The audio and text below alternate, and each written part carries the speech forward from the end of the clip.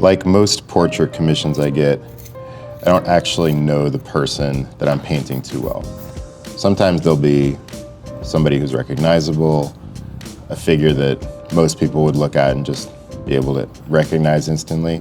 But the vast majority of the time, it's somebody who I've never seen before. And so I'm very reliant on the reference in that instance because there's not that many photos out there, and I don't really know what they look like as they talk, or as they move, or which way they tend to lean their head, or if there's a certain wrinkle that comes up when they smile or laugh. So in that case, what I really need to rely upon is the skull and my knowledge of anatomy in general. And what that does is it helps me to just build shapes, and it helps me to kind of understand how the face would be affected by light and shadow, and that way I can build up forms. And part of the reason that that's kind of crucial for a portrait like this, where I don't really know the person, is I was given several reference photos, and none of them really had dramatic lighting, but my work tends to look better when you can really tell where the light's coming from, and the difference between light and shadow is pretty evident. So what I had to do was take the reference I was given and then exaggerate certain areas and really develop an understanding of the planes of the face, the shapes that you see created by light and shadow, and then kind of accentuate things here and there. So the stage you're seeing right now is the drawing stage before I paint. And one of the reasons I like to draw it out before I paint it, especially if it's a commission, is that I like to just kind of have an understanding of how things work with just black and white tones, monochromatic tones. And if I can do that ahead of time before I paint, it just helps the painting process go a little quicker. And when you're doing commercial work like this one is, you have a deadline. And so, you know, if I'm just messing around with my own personal work, I can jump right in with paint. But for something like this, it feels a little bit more like a performance, and I have a deadline where things have to look good by a certain point in time. So what I do is I draw it out, typically with a lighter color pencil. In this case, it's a Faber-Castell color called Earth Green that I use a lot. And then I'll go in with something like this indigo blue to do the darker marks and the really definitive lines. So this process takes, you know, anywhere from 30 minutes to an hour. Sometimes I can just get that earth green tone in very quickly, you know, in under 10 minutes. It really just depends on the rhythm of things and how I'm working and the person that I'm drawing. I tend to go a little bit faster when I'm doing bearded men, and I'm not sure if that's just because I'm bearded myself, but for some reason I can just see the shapes easier. So, so I'm getting into a few more of the defined shapes in here, some of the folds in the clothing, and after I get all this line work more definitive, I'm gonna go back in with earth green and just kind of accentuate the areas that I know need to look like they're in shadow. And I know that those lines will help to really define the form.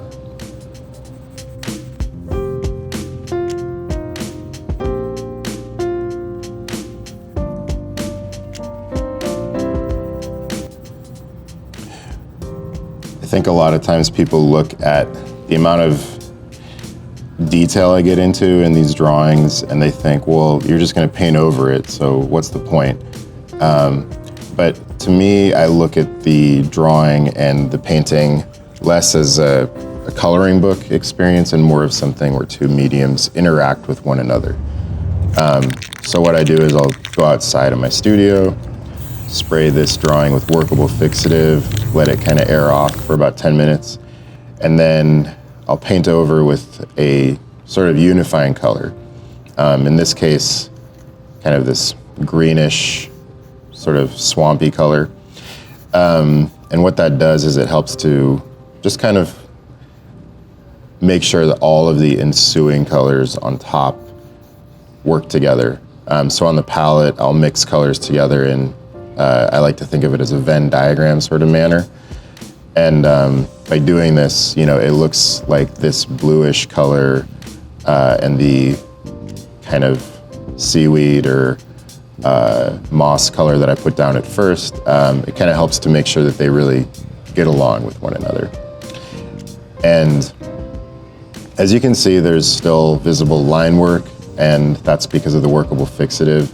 And then the clothing that I'm painting in right now, I like to do it just kind of loosely and just do big brush marks. And then I might get in later and do more detail. But I like to just kind of have the boldness of those strokes be visible and present and just kind of exist how they're going to exist.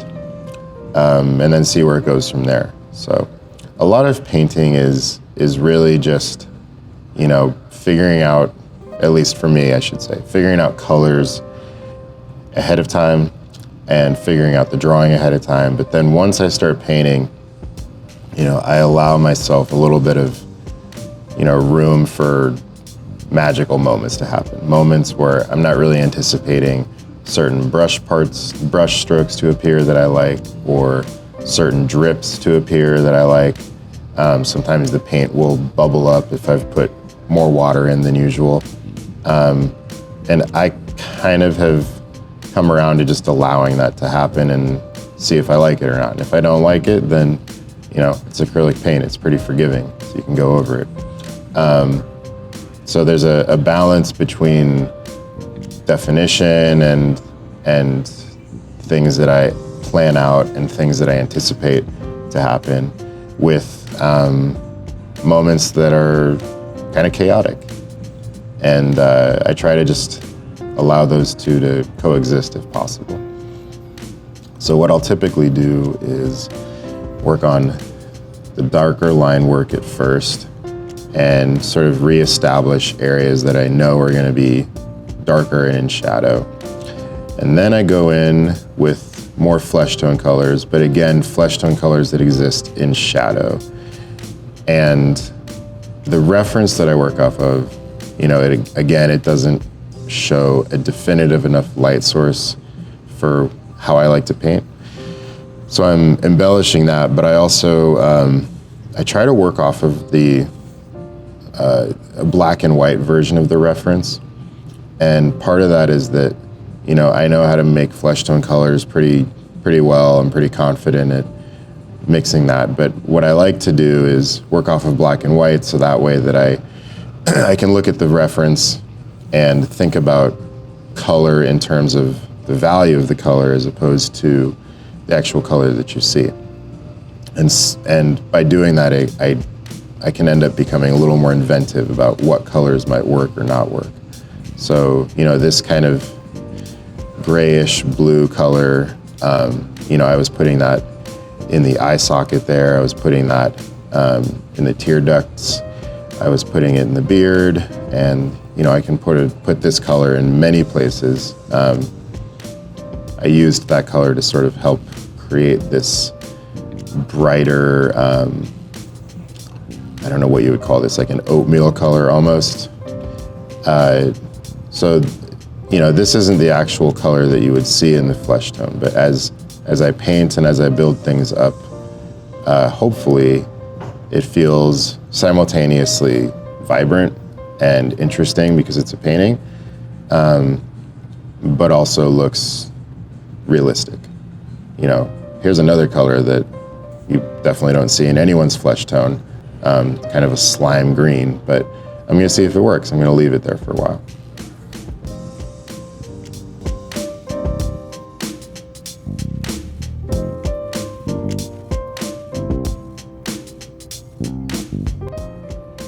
So as I work on any painting, I try to think about the process similar to building a house, in that you start broad with a foundation, and then as you work your way up, there's construction, things get messy, things get chaotic, but you're always kind of building up towards smaller and smaller details. So similarly, I start with a broad background color, larger brushes, areas of color that are larger, and then I get smaller and smaller with the brushes. And I'm still trying to move all over, but I'm thinking in a little more of a focused manner. And the other thing I do is I kind of work towards very bright values. When you're painting with acrylics, acrylics tend to dry darker, so it's important as you paint to not really fall too in love with colors. But when you leave those brighter colors, then it's almost like that brighter color sits on top of a layer of maybe 4 or 5 other colors, so it kind of becomes a little more opaque due to that. So I'm going over some of those nose highlights again because they dried a bit darker, and I've used that same color in the eyebrows, in parts of the beard, in highlights around the eye, in highlights on the glasses. So that color, even though it exists there on the nose, it can be used in many other places. And the more you spread that color around, the more it kind of makes things feel together and connected and cohesive. So now that I've finished painting, I'm gonna sign this sucker off, and then make sure everything's clean. I'll photograph it and send it over to the client, which was the Sierra Club. And here's what it looks like in its final form. Thanks for checking it out.